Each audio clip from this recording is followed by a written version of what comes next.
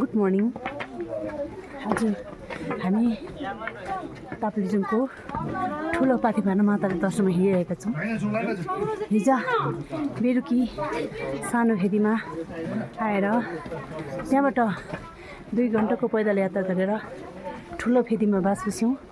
अनि आज बिहान 2 बजी ठुलो फेदीबाट फेरि हाम्रो यो पैदल यात्रा सुरु भयो र अहिले बिहानको समय 5 बजिरहेको छ। हाम्रो यात्रा लगभग 3 घन्टा तय भएछ। एकदमै कठिन रहेछ, तर पनि सबैजना भक्तजनको साथमा हिँड्दा रमाइलो लागिरहेछ। यहाँबाट देखेको दृश्यहरू थोडा लागिरहेछ।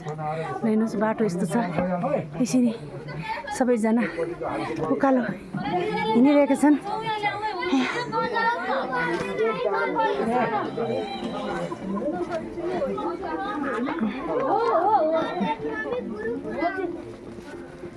अनोल अब चाहिँ हिँड्न गाह्रो छ। झर्ने मान्छेले चढ्ने मान्छे ठोकिन्छ नि हो। 2 घन्टा कहाँ 2 घन्टा लाग्दैन। फर्किनु भएको नानीहरू कति बजी दर्शन भयो? हाम्रो 3:30 मा पुगेको। भिड छ।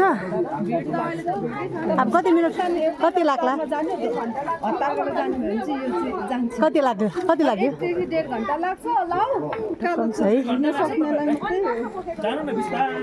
हो। कति बजी हिँडेको तलबाट? हेलो हेलो कहाँबाट हो? काठमाडौँबाट हो। काठमाडौँबाट पुगेर नि फर्किसक्नु भएको छ। हेर्नुहोस् त, यस्तो हुन्छ यात्रा। धेरै केबल कारको लागि यसरी गुराँसको रुखहरू काटिएको रहेछ, तर विरोध हुँदाखेरि अहिले रोकिएको छ।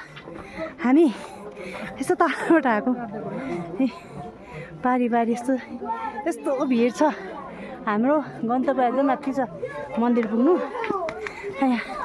बाटोमा हजारौँ तीर्थयात्रीहरू यात्रा गरिरहनु भएको छ।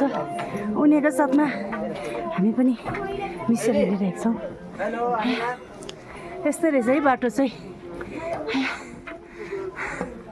तर माताको कृपाले हिँडिरहेछौँ।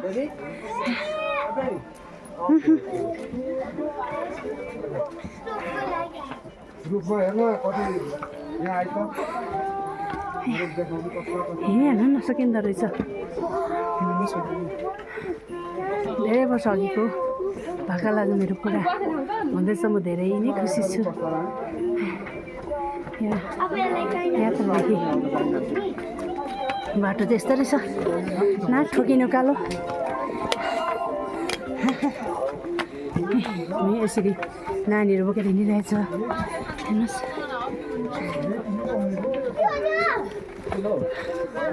रमाइलो छ यात्रा।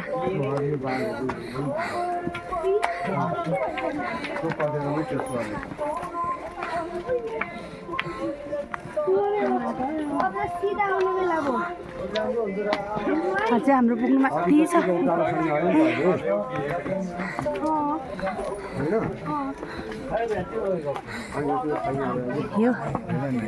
यो डाँडा पुरै काटेर जानु पर्नेछ।